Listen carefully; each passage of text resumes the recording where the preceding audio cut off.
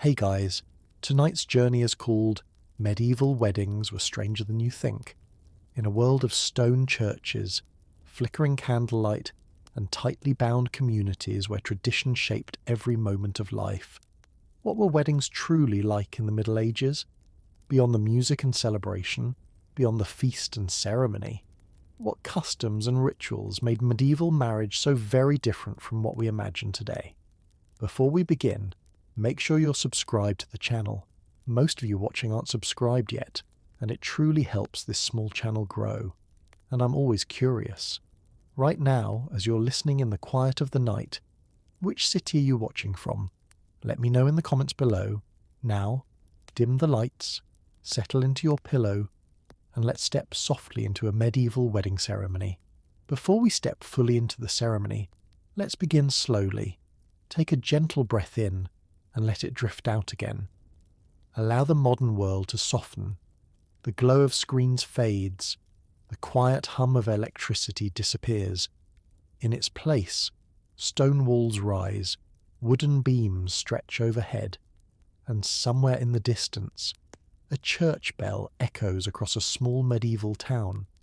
Tonight, we begin not with the bride, not with the groom, but with the idea of marriage itself. Because in the Middle Ages, marriage was not only about love, it was about family, about survival, about land, about duty, and sometimes about things far stranger than we might expect. A world where marriage meant stability. In medieval Europe, life was uncertain. Harvests could fail, illness could spread quickly, winters could be long and unforgiving. In such a world, marriage was less a romantic milestone and more a practical foundation. To be unmarried, especially as a woman, could mean economic vulnerability. To marry meant protection, alliance, and stability. Most people married within their own village or town. Travel was rare. Communities were tight. Everyone knew one another. Weddings were not private ceremonies. They were public events, community events. Because marriage did not only unite two people, it united two families, and in some cases, two pieces of land, arranged, expected, and often early. Unlike today, where marriage is often a personal choice made later in life, medieval marriages were usually arranged, especially among the upper classes. For peasants and common townspeople, love could play a role, but family approval remained essential. Among nobles, marriage was strategic. A daughter might be promised to a neighbouring lord's son to secure peace or strengthen political alliances. And age? It might surprise you. Girls could be married in their early teens, boys often slightly older, but many couples did not begin living together immediately if they were very young. Sometimes arrangements were made years in advance. The wedding, then, was not simply about celebration. It was the formal acknowledgement of an agreement that had already been carefully negotiated. The Church's growing control. In earlier medieval centuries, marriage customs varied widely across regions. Some were simple verbal agreements between families, but by the High Middle Ages the Church began to formalize the process. Marriage became a sacrament. It required witnesses, public declaration, and in many cases, a church ceremony. The Church insisted that both bride and groom must consent. This may sound progressive, and in some ways it was. But consent could be complicated. Pressure from family, from community, from expectations could weigh heavily. Still, officially, a marriage was not valid unless both parties agreed. This rule would create strange situations later, but we will come to those in time. For now, imagine the town preparing. The days before the wedding. A medieval wedding did not appear suddenly. There were announcements. In many towns, the banns would be read in church, often on 3 consecutive Sundays. This was to ensure that no one objected. Because objections mattered. If someone claimed that the groom was already promised to another, or that the bride had taken secret vows, the marriage could be halted. Secrets, in small medieval towns rarely stayed hidden for long, so the days leading up to a wedding carried quiet tension. Was everyone in agreement? Had all alliances been properly secured? Were there whispers behind wooden shutters? Clothing, not always white. Now let us picture the bride. You might imagine flowing white fabric. But white wedding dresses did not become common until centuries later. A medieval bride wore her best dress, often in deep colours: blue, red, green. Colours held meaning. Blue could symbolise purity. Red might represent prosperity. Green sometimes symbolised fertility. For wealthier brides, fabric mattered greatly. Silk, velvet, or fine wool displayed status. For peasant brides, clothing was simpler, but still carefully chosen. This was not only a romantic garment, it was a public statement. It showed what the family could afford, and in tightly knit communities, such things were noticed. The ceremony itself. The wedding ceremony was not always held inside the church at first. In many places the couple would exchange vows at the church door, standing outside, before witnesses, under open sky. Only afterward would they enter for Mass. This detail surprises many modern listeners. The most important moment was not the grand walk down an aisle. It was the spoken vow, clear, public, binding. I take you. Simple words. But in medieval society those words carried enormous weight. Marriage was not easily dissolved. Divorce, as we know it today, did not exist in the same way. Annulments were possible, but complicated. So when vows were spoken, they were meant to last. Rings and symbols. Rings were exchanged, though styles varied. Some were simple metal bands, others were engraved. The ring symbolized eternity, a circle without end. But symbols extended beyond jewelry. Hands were joined, blessings were spoken, prayers were offered. In some regions, coins were exchanged. In others, bread or wine played a symbolic role. Each gesture reinforced one idea. This union was recognized by God and by community.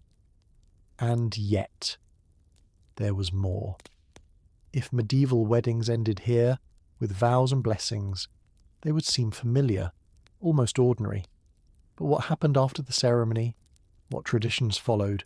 What expectations awaited the bride and groom?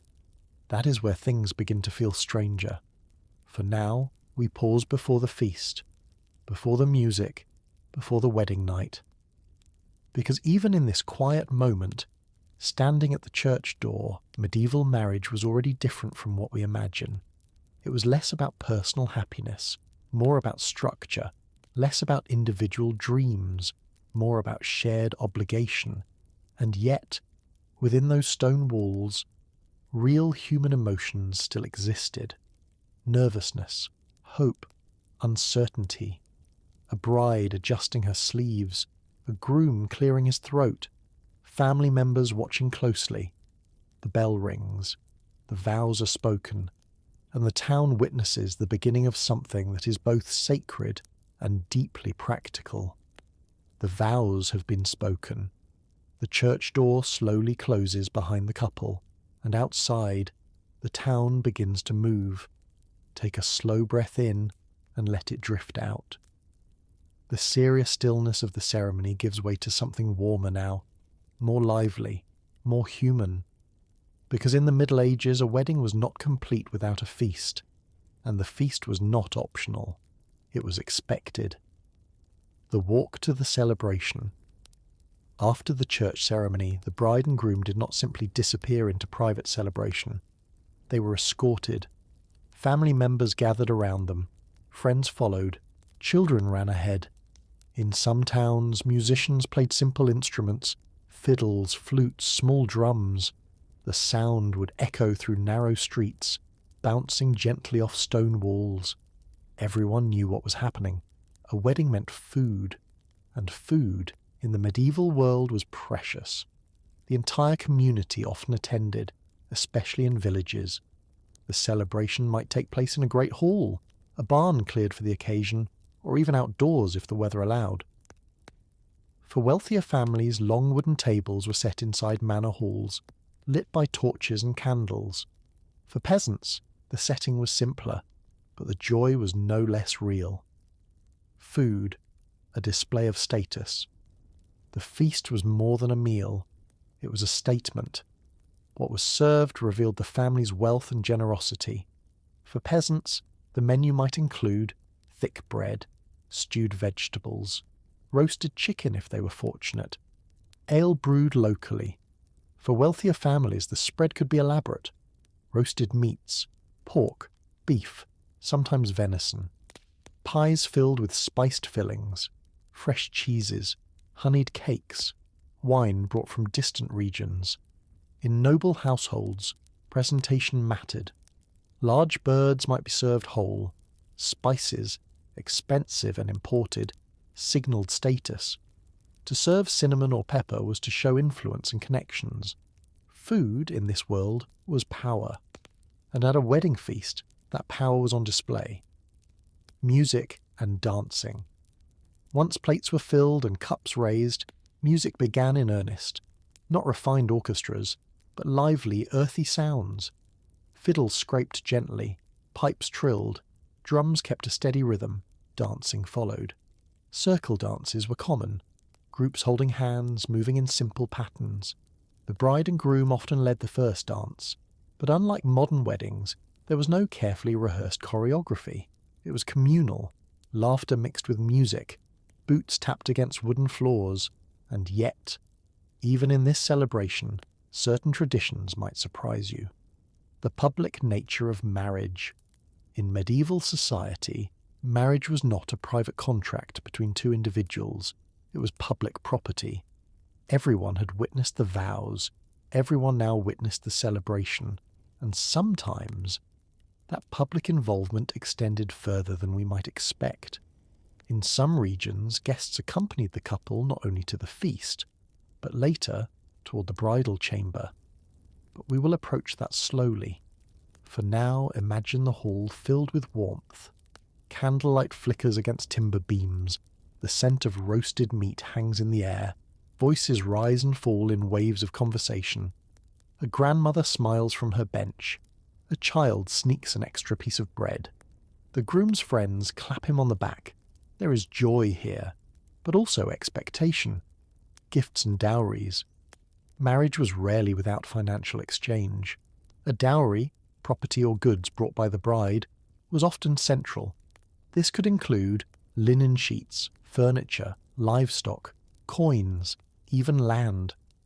The dowry strengthened the new household. In return, the groom might provide a dower, a promise of financial security for his wife should he die. These exchanges were practical, but deeply significant. They ensured stability, they protected lineage, and they tied families together economically. So while guests laughed and ate, agreements were quietly honoured. Marriage was not only emotional, it was structural. Games and customs. As evening deepened, games might begin. In some regions, playful rituals tested the groom. He might be asked to prove strength, or to answer teasing questions about married life. Laughter filled the room, but beneath the humour lay a clear message. Marriage carried responsibility. The bride, too, might be the focus of ritual. In certain areas, her hair would be unbound publicly, symbolising the transition from maidenhood to wife. This moment could be surprisingly intimate, yet witnessed by many. Privacy, as we understand it today, functioned differently. The community observed transitions. It confirmed them. The approach of night. As the feast stretched into evening, the tone slowly shifted. Ale had been poured generously. Candles burned lower. The music softened. And eventually, attention turned toward the bridal chamber. In many medieval traditions, the bedding ceremony was a formal event.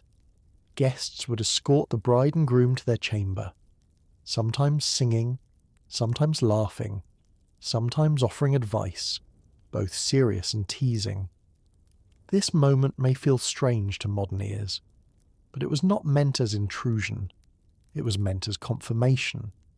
Marriage was not considered fully complete until consummation, and the community, in certain times and places, wanted reassurance. We will explore this carefully in the next part. For now, imagine the couple standing at the doorway of their chamber, the feast fading behind them, the noise dimming, the expectations clear, their hands touch briefly, a final cheer from below. The door closes, and silence begins to settle over the hall. The feast has quieted. The laughter has softened. Most of the candles in the great hall burn low, but upstairs, or perhaps behind a wooden door at the back of the house, a smaller room waits, the bridal chamber. In the modern world, a wedding night is private. The door closes, and that is the end of the public celebration. But in many parts of medieval Europe, that was not quite how things worked. A marriage not yet complete. In medieval belief, a marriage was not fully sealed until it had been consummated. The vows mattered. The priest's blessing mattered. The witnesses mattered. But physical union, that too mattered. Without it, a marriage could sometimes be challenged. It could even be annulled. So the community, quietly but clearly, understood that the wedding night held importance beyond romance. It confirmed legitimacy. It ensured inheritance. It secured alliances. Marriage was not just about affection.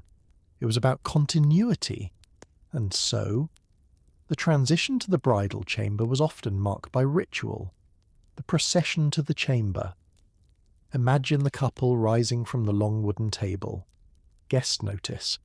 A ripple of attention moves through the room. In some regions, musicians would play a slower tune as friends and family escorted the bride and groom toward their chamber. There might be teasing, good-natured jokes, laughter meant to ease nervousness. Candles are carried. Footsteps echo against stone or timber floors. The chamber door stands ahead. This moment to us may feel uncomfortably public, but to medieval communities it symbolized unity.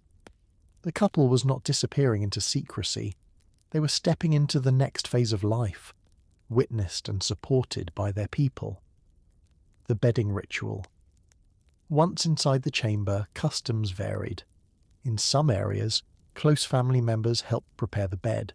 Sheets, often part of the bride's dowry, were carefully laid out. These linens were important.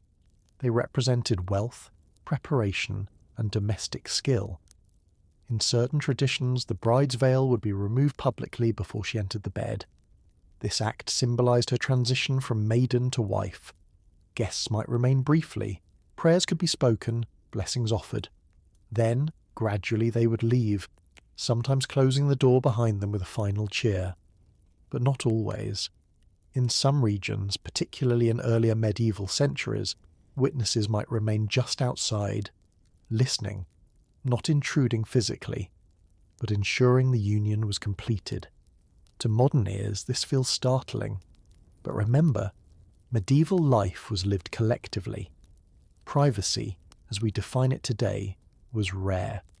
Homes were small, rooms were shared, lives were intertwined. Marriage belonged to the community. Proof and reputation. There were even cases where families sought proof of consummation.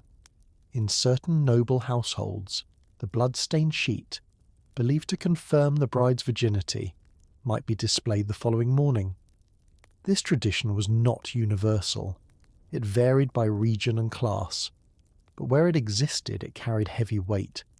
A bride's reputation mattered deeply. Family honour was tied to it, and expectations were strict. If questions arose, they could ripple outward. Whispers travelled quickly in narrow medieval streets. Yet it is important to remember, not all weddings followed these exact rituals. Medieval Europe was vast. Customs shifted from village to village. Some ceremonies were simpler, some more restrained, some far more elaborate. Still, the idea remained consistent. Marriage was public. Marriage was witnessed. Marriage was confirmed. Nervous hearts in a quiet room. Now imagine the chamber empty. The door closed, candles flickering gently, the sounds of celebration fading below. Two young people, often very young, sit on the edge of a wooden bed. Perhaps they barely know one another. Perhaps they have spoken only a few times before this day. Perhaps they feel hopeful, or anxious, or uncertain. Arranged marriages were common. Romantic love was not always the foundation. Yet human emotion remained. A bride might adjust her gown nervously. A groom might clear his throat. Outside, footsteps retreat down the hall.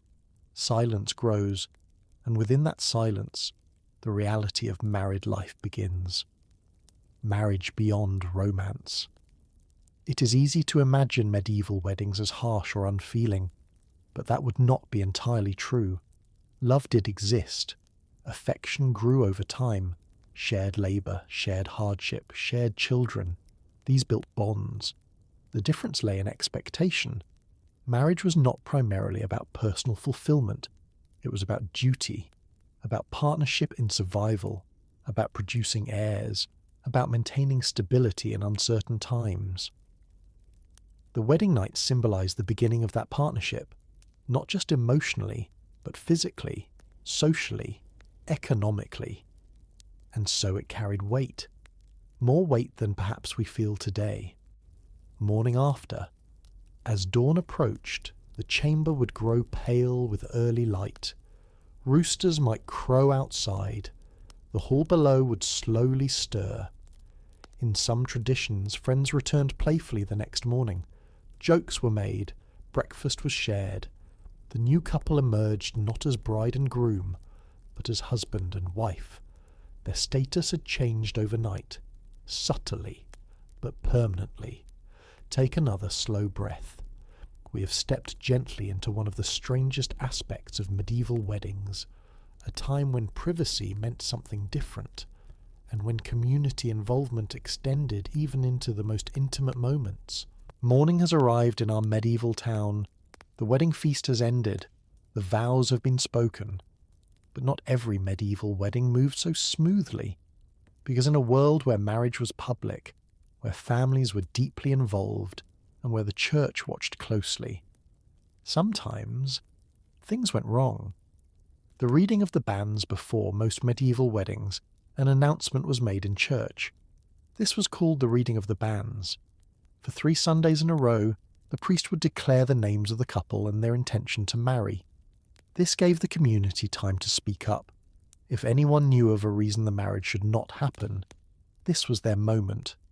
Imagine the church filled with villagers, stone walls cool and silent, sunlight streaming through narrow windows. The priest speaks the names clearly. A pause follows. Most of the time, no one says a word, but sometimes someone does. I object. An objection could change everything. Perhaps someone claimed the groom had already promised marriage to another woman. In medieval law, a verbal promise, spoken sincerely, could be legally binding. If a young man had once said, "I will marry you," in front of witnesses, that promise might count. Suddenly, the new wedding could be challenged. Or perhaps the bride was too closely related to the groom. The church had strict rules about degrees of kinship. Even distant cousins could sometimes be prohibited from marrying. In small villages, where everyone was related in some way, this created complications. If an objection was raised, the wedding could be delayed or stopped entirely. The town would whisper, families would worry, reputations could shift overnight. Secret marriages. Another strange reality of medieval marriage was the idea of secret unions, because technically, in many periods of the Middle Ages, if 2 people privately exchanged vows and consented, the church might recognize that as a valid marriage, even without a priest, even without witnesses. This led to confusion. Young couples might secretly promise themselves to each other. Later, one might attempt to marry someone else, and suddenly, the question arose, which marriage was real? Court records from medieval Europe contained surprising cases. Women claiming they had been promised marriage, men denying those promises. witnesses arguing over words spoken years earlier. Marriage, in this time, was deeply serious, but also sometimes fragile in its definitions. Annulments and church courts. If a marriage was questioned, it did not go before a modern courtroom. It went before the church. Church courts handled marriage disputes. They examined testimony carefully. Was consent freely given? Were the couple too closely related? Was the marriage ever consummated? That last question mattered deeply. If a marriage had not been consummated, it might be annulled. This detail reveals once again how physical union was considered essential. Marriage was not simply symbolic. It had to be completed. If not, it might be undone. But annulments were not simple. They required proof, and proof was often difficult. When one party refused, there were also cases where a bride or groom changed their mind.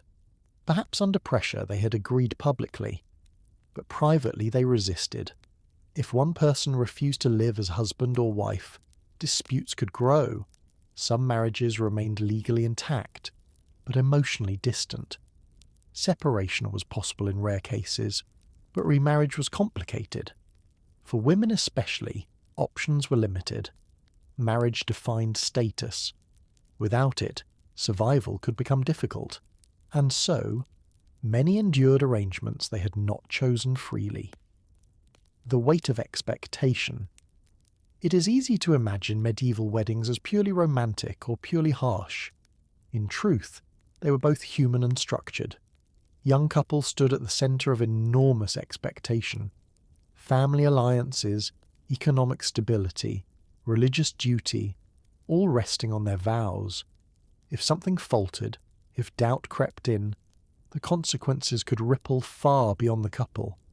The entire community felt it, because marriage held society together.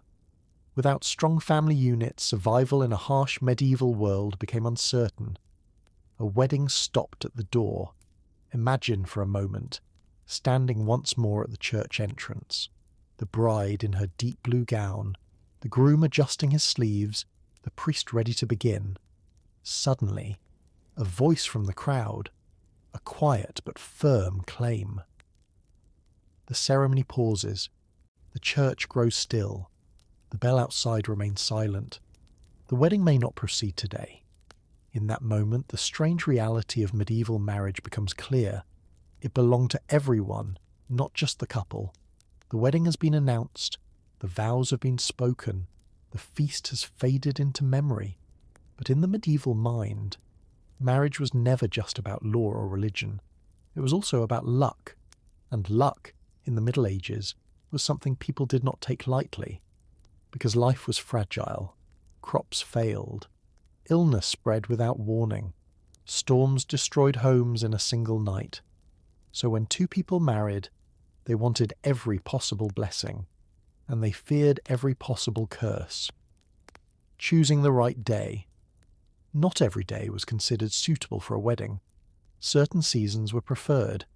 Late spring and early summer were popular, after Lent, when religious restrictions lifted, and before the heavy labour of harvest began. May, in some regions, was avoided entirely. It was believed to bring misfortune. Other days were considered unlucky due to religious calendars or local folklore. A priest might advise caution. Families might whisper warnings. Because if a marriage began on the wrong day, and later something went wrong, the blame might fall not on the couple, but on the timing. Protecting the bride. The bride was seen as particularly vulnerable. She was crossing a threshold, from daughter to wife, from one household to another. Transitions in medieval belief were dangerous moments. Spirits, envy, misfortune could slip in during times of change. So protective rituals developed. In some areas, brides carried herbs believed to ward off evil. Rosemary for remembrance, garlic for protection, lavender for calm. Flowers were not only decoration, they were defence. Veils, too, had meaning beyond modesty. They shielded the bride from harmful spirits, and sometimes from jealous eyes. because envy was feared. If someone wished ill upon the bride, it could, people believed, affect the marriage. Noise to drive away. Evil. Have you ever wondered why weddings often include loud celebration? In medieval times, noise was protective. Bells rang, people cheered, musicians played energetically. Loud sounds were believed to scare away evil spirits. The more noise, the better. In some villages, guests would bang pots or shout as the couple left the church. It may have sounded chaotic, but to them it was a shield. Silence, on such an important day, would have felt unsettling. Noise meant safety. Carrying the bride. One tradition that survived into modern times began in the medieval world. The groom carrying the bride over the threshold. Doorways were seen as magical boundaries. They separated outside from inside. Old life from new life. Spirits were believed to linger in thresholds. If a bride tripped upon entering her new home, it could be considered a terrible omen. So the groom lifted her, protecting her from misstep, protecting her from unseen forces. Even today, the custom feels romantic, but its roots lie in superstition. Food as a blessing. Certain foods were eaten not just for taste, but for luck. Sweet cakes symbolized a sweet life. Bread represented fertility and abundance. In some regions, crumbs from the wedding cake were saved carefully, not wasted, because wasting wedding food could invite hardship. Guests sometimes took small pieces home as tokens of shared blessing. Marriage was not only for the couple, it spread fortune outward to the community. The fear of infertility. Perhaps the greatest unspoken anxiety surrounding medieval marriage was fertility. Children were essential. They carried on family names, worked fields, inherited land. If a couple failed to produce children, whispers could begin. Blame often fell unfairly upon the woman. So many wedding traditions subtly focused on encouraging fertility, throwing grains, blessing the bed, prayers for healthy offspring. These rituals were not romantic gestures. They were survival strategies. In a time without modern medicine, fertility felt mysterious, even fragile. So people tried to influence it through symbol and prayer. Weather as a sign, even the sky was watched closely. A sunny wedding day was considered fortunate. Rain could be interpreted differently depending on region. Some saw it as cleansing. Others feared it signalled tears ahead. Storms were deeply troubling. Thunder might be seen as a warning. Clouds rolling over the church tower could cause quiet worry. Because nature, in the medieval imagination, was never neutral. It carried messages, and weddings were moments when people listened closely. Small gestures, big meaning. Even the smallest details mattered. If a candle went out during the ceremony, someone might quickly relight it, hoping no one noticed. If the bride stumbled, family members might laugh gently to soften the omen. People were always managing signs, interpreting them, correcting them, trying to keep the future steady, because marriage marked the beginning of a new household, and households were the foundation of medieval society. If they failed, everything felt uncertain. Beneath the ritual, all of these superstitions reveal something deeper. Medieval weddings were not strange simply because of public rituals or legal structures. They were strange because they carried immense emotional weight. People were afraid of poverty, afraid of childlessness, afraid of dishonor.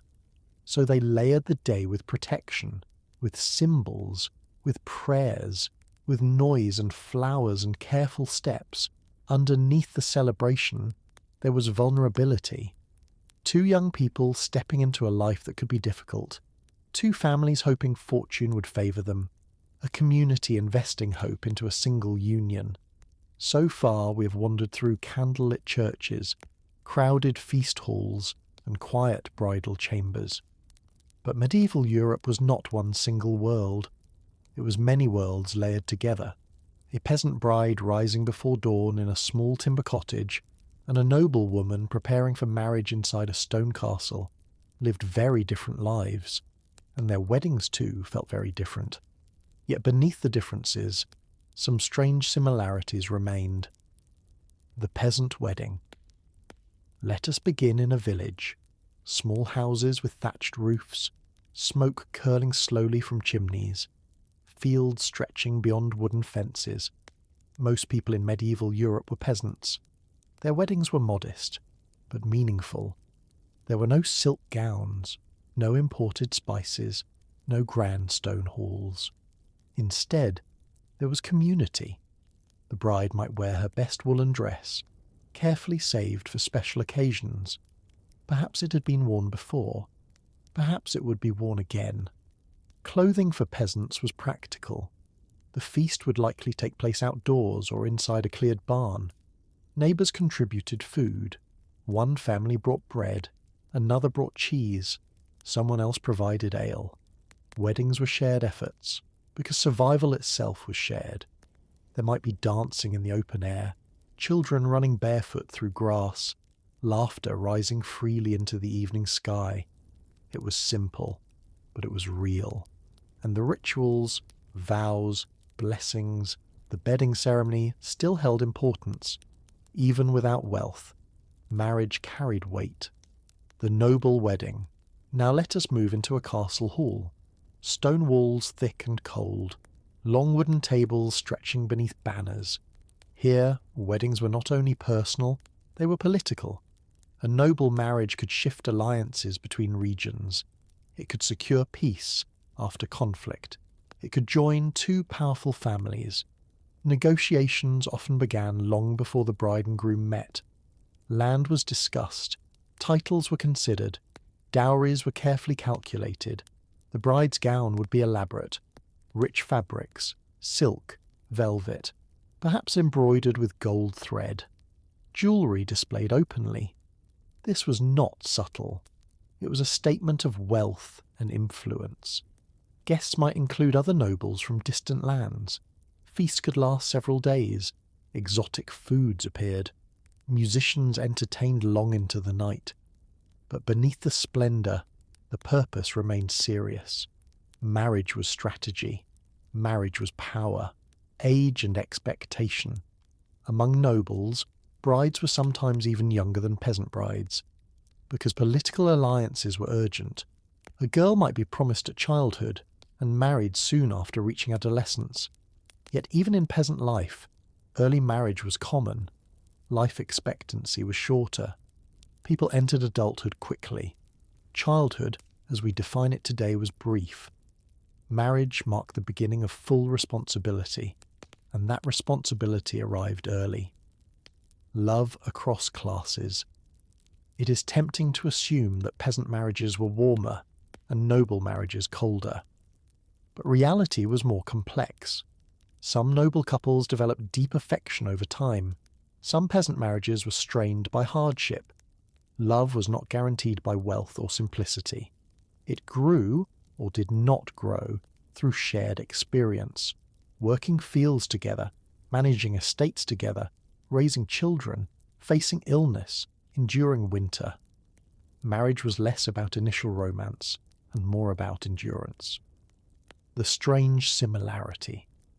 Despite differences in clothing and celebration, one truth connected both worlds. Marriage belonged to more than just the couple. In a peasant village, the entire community gathered because every household relied on one another. In a noble hall, alliances shaped politics far beyond the castle walls. In both cases, two individuals stood at the centre of something much larger, and that is what makes medieval weddings feel unfamiliar to us. Today, marriage often centres on personal fulfilment. In the Middle Ages, it centred on stability, on duty, on structure. Individual happiness mattered, but it was not the primary focus. After the celebration. When the feast ended, whether in a cottage or a castle, reality returned quickly. A peasant bride rose early the next morning to tend animals or prepare bread. A noble bride might begin learning the management of a household staff. There was no long honeymoon, no extended escape. Marriage was the beginning of work, and that work was immediate. 2 young lives. Imagine, for a moment, 2 different scenes. In a small village, a young bride steps outside her cottage at dawn. Mist clings to the fields. She feels the cool air against her face. Inside, her husband still sleeps. Life looks much the same as yesterday, yet everything has changed. Now imagine a castle courtyard. A noble bride stands by a stone window. Servants move quietly below.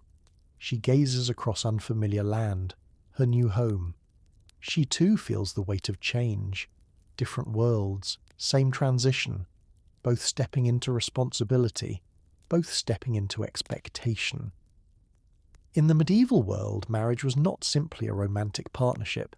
It was a structure, a clearly defined arrangement of roles, and those roles were shaped by tradition, religion, and survival. The husband's role. In most parts of medieval Europe, the husband was considered the head of the household. This idea was reinforced by church teachings and social customs. He was expected to provide financially, protect the home, represent the family publicly. Among peasants, this meant long hours in the fields, ploughing soil, repairing tools, managing livestock. Among townsmen, it could mean working as a blacksmith, baker, merchant, or craftsman. Among nobles, it meant overseeing land, collecting rents, managing soldiers, and maintaining alliances. The husband's authority was rarely questioned publicly, but authority also came with burden. If crops failed, it reflected on him. If debts grew, it reflected on him. If the household struggled, it reflected on him. Leadership was not simply power, it was responsibility, the wife's role. The wife's duties were equally vital, though often confined to the home.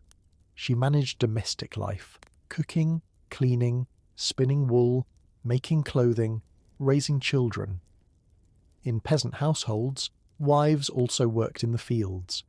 Marriage was a partnership of labour. In towns, wives often helped with businesses.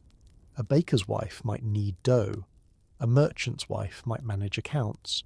A brewer's wife might oversee production. Among nobles, a lady of the house managed servants, organised supplies, and maintained order within the estate. Her role required skill, efficiency, and quiet authority. Though she did not usually rule publicly, she governed the inner world of the household. Obedience and expectation. Medieval teachings emphasized obedience within marriage. Wives were often instructed to respect and obey their husbands. Husbands were instructed to guide and protect. This hierarchy was seen as natural. It reflected broader social structures. But within homes, reality could be more nuanced. Strong personalities existed. Some wives managed finances quietly. Some husbands relied heavily on their wives' wisdom. Not all households followed strict stereotypes. Still, the expectation remained clear. Marriage was not a space for rebellion. It was a space for stability. Partnership in survival. In a time without modern comfort, survival required cooperation. There was no electricity, no refrigeration, no supermarkets. Food had to be prepared carefully, water carried manually, clothes sewn by hand, firewood chopped and stored. Marriage created a team. A household of 2 adults was far stronger than one alone. Together they could weather winter, raise children, manage illness, face uncertainty. Romance, though present, often grew quietly in shared work. Children, the central goal. One of the clearest expectations in medieval marriage was children. Children were labourers, heirs, security in old age. A marriage without children could feel incomplete. If years passed without pregnancy, anxiety grew. Blame frequently fell upon the wife, even though biology was not understood. Prayers were offered, remedies attempted, pilgrimages sometimes made. The pressure was immense, because lineage meant continuity, and continuity meant survival. Love and affection. Despite strict roles, Affection was not absent. Letters from later medieval periods reveal tenderness between spouses, shared grief over lost children, joy at successful harvests, concern during illness. Love may not have been the foundation of marriage, but it often became its reward, slowly built, quietly expressed, in small gestures. A husband bringing extra firewood, a wife mending a cloak carefully, a shared smile across a crowded table. Human emotion survived within structure. Conflict and tension. Not all marriages were harmonious.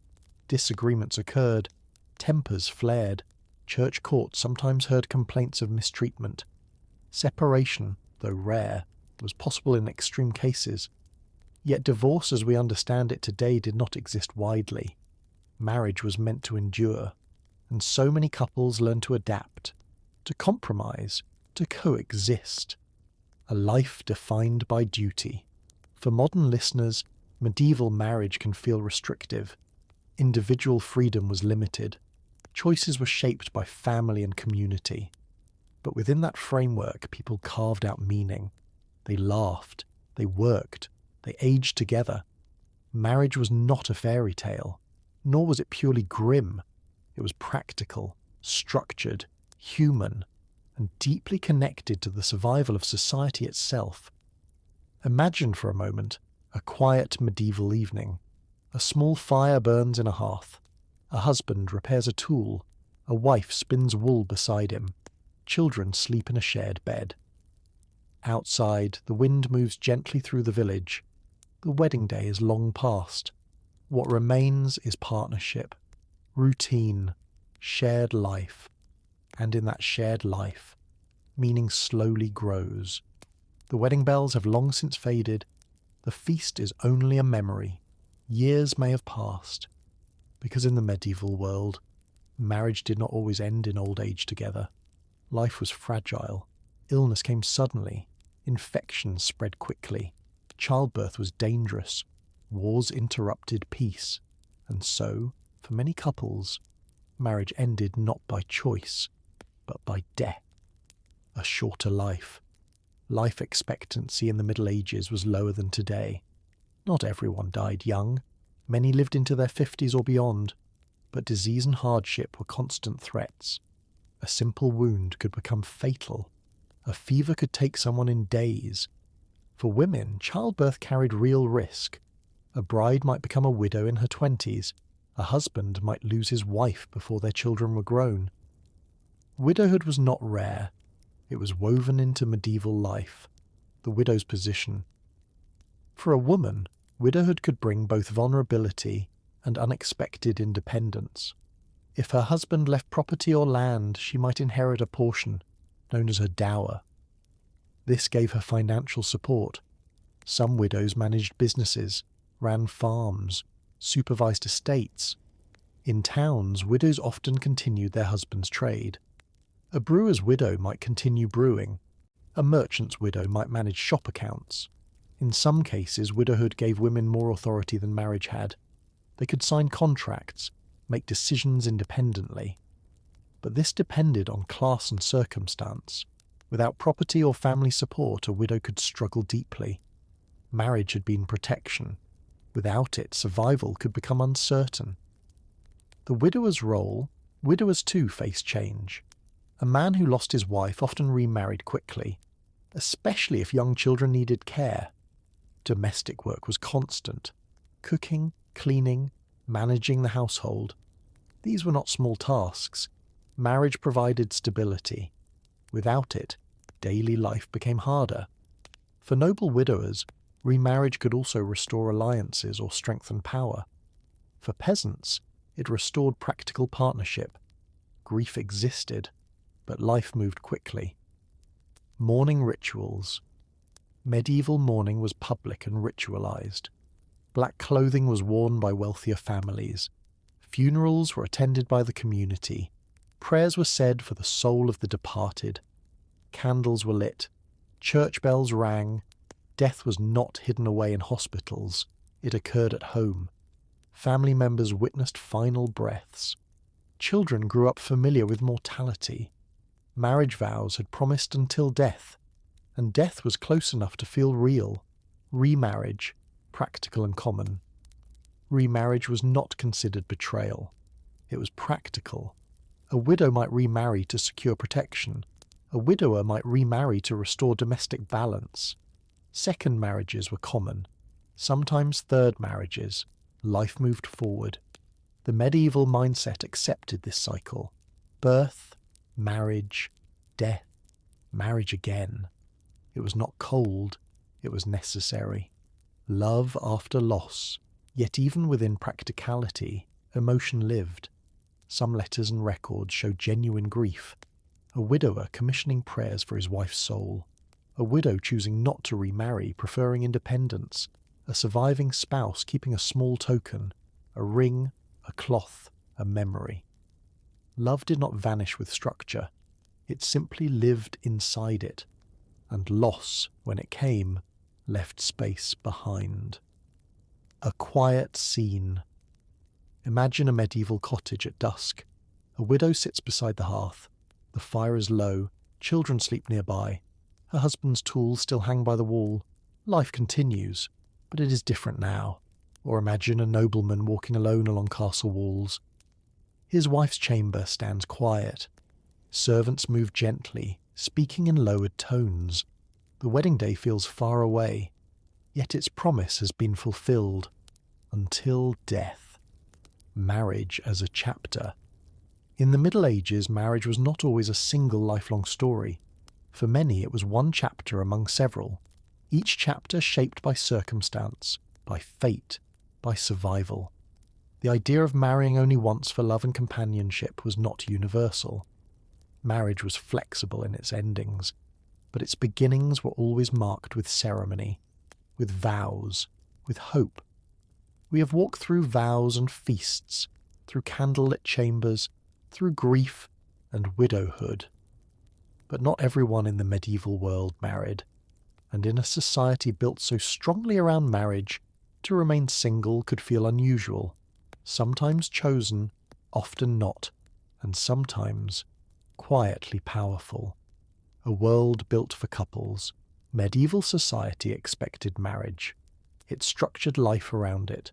Households were economic units. Farms required 2 adults. Trades required partnership. Children ensured survival. To remain unmarried meant existing slightly outside the usual rhythm. A single man might struggle to manage land alone. A single woman faced even greater vulnerability without family protection. Marriage was security. Without it, life could feel uncertain. Yet there were exceptions. The path of the church. One of the most common alternatives to marriage was religious life. Men became monks, women became nuns. Monasteries and convents offered stability, structure, community. A young woman who did not wish to marry, or whose family could afford a convent dowry, might enter religious life. Inside convent walls, women could receive education. They might read, write, illuminate manuscripts. Some became respected leaders within their communities. For certain women, the convent offered more autonomy than marriage would have. They answered to abbesses, not husbands. They followed spiritual devotion, not household obligation. This path was not always purely voluntary. Families sometimes placed daughters in convents to avoid dividing property. Still, it provided an alternative life. Quiet, ordered, structured by prayer. Lifelong bachelors and spinsters. Some people simply never married. Perhaps they were poor. Perhaps no suitable match was found. Perhaps illness or disability limited opportunity. Single men might work as labourers, travelling between villages. Single women often worked as servants in wealthier households. The word spinster originally referred to women who spun wool for income. It was a profession before it became a label. Life as a servant meant hard work, cooking, cleaning, tending animals. But it also meant belonging to a household. No one truly lived entirely alone in medieval society. Community ties remained strong, suspicion and curiosity. Yet being unmarried sometimes attracted suspicion. People wondered, Why had this person not married? Were they difficult, untrustworthy, unlucky? Marriage was seen as natural. To step outside that expectation raised quiet questions. Still, many single individuals were valued members of their communities. They worked, they paid taxes, they contributed to village life. Not every story followed the same path. Women who chose independence. Widowhood sometimes led to a deliberate choice not to remarry.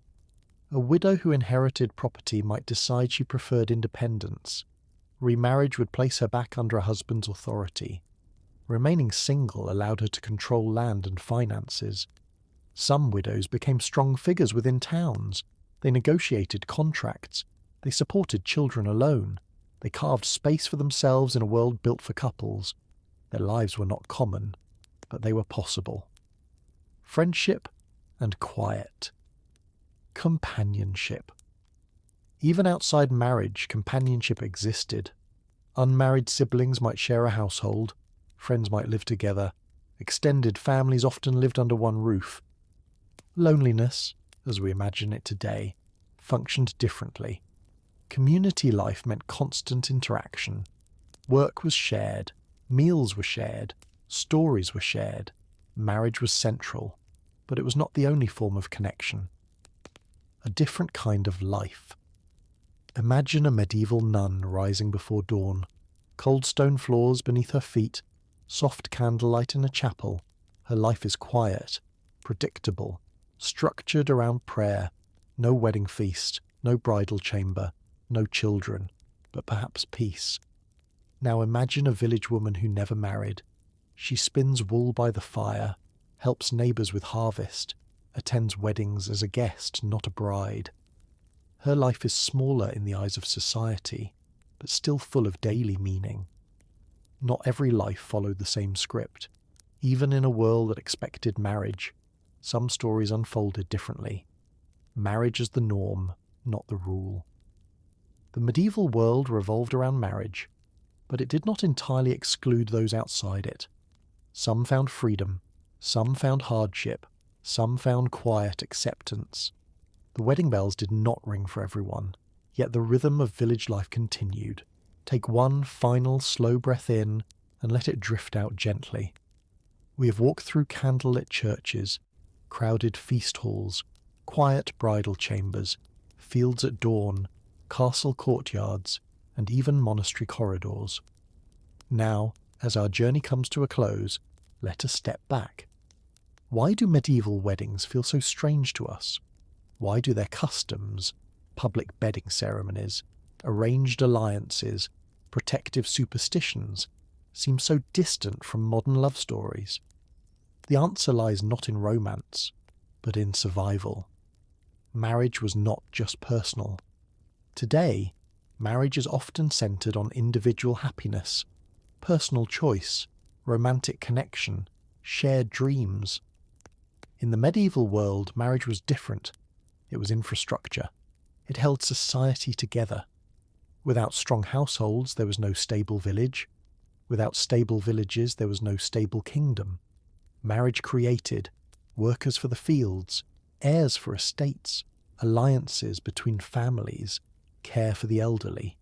It was the foundation of daily life, and foundations are rarely glamorous. They are practical. Community over individual. Perhaps the greatest difference between then and now is this. Marriage belonged to the community. The vows were spoken publicly. The feast was shared. The wedding night was witnessed in ritual form, because the marriage did not affect only two people. It affected everyone. In small medieval towns, every household relied on another. Your neighbour's stability influenced your own. If a marriage failed, the ripple spread outward. So the community watched carefully, supported loudly, and sometimes intervened. Privacy was less important than collective security. Fear shaped tradition. Many wedding customs, the noise, the flowers, the rituals, were born from fear. Fear of infertility, fear of misfortune, fear of dishonour. Life was unpredictable. People tried to protect important moments with symbols and superstition. To us, it may feel excessive, but to them it was reassurance. When so much of life felt uncertain, ritual provided comfort, love quietly present. And yet, despite the structure, despite the duty, despite the expectations, love still found its way in. It grew slowly, in shared labour, in raising children, in surviving winter together. Medieval couples may not have written dramatic vows about soulmates, but they built lives side by side. They faced illness together. They grieved losses together. They aged together. Love, in the Middle Ages, was less about grand gestures, more about endurance, strange or simply different. When we look at medieval weddings, we see strangeness, public rituals, arranged matches, heavy expectations. But if we look a little closer, we also see something familiar. Two people stepping into uncertainty, two families hoping for stability, a community gathering in shared celebration, candles glowing in the dark, music rising into the evening air. A young couple standing at a threshold, unsure of the future, but moving forward anyway. In that moment, across centuries, they are not so different from us. A final image. Imagine once more a small medieval town at dusk. The church bell rings softly. Smoke rises from cottage chimneys. Inside one home, a newly married couple sits quietly by the fire. The wedding day is over. The music has faded. What remains is simple: warmth, shared space, a future waiting to unfold. Strange traditions surrounded them. Yes, but beneath those traditions were human hearts, hoping, fearing, enduring, just like ours. Take one last slow breath. Let the stone walls fade. Let the candlelight dim. Let the church bell echo softly into silence. Our journey through medieval weddings, their rituals, their fears, their duties, and their quiet tenderness, now comes gently to an end. And as you rest tonight, perhaps you'll carry with you the understanding that history is not only about what feels strange, but about recognizing ourselves in worlds that once seemed so far away. Sleep peacefully,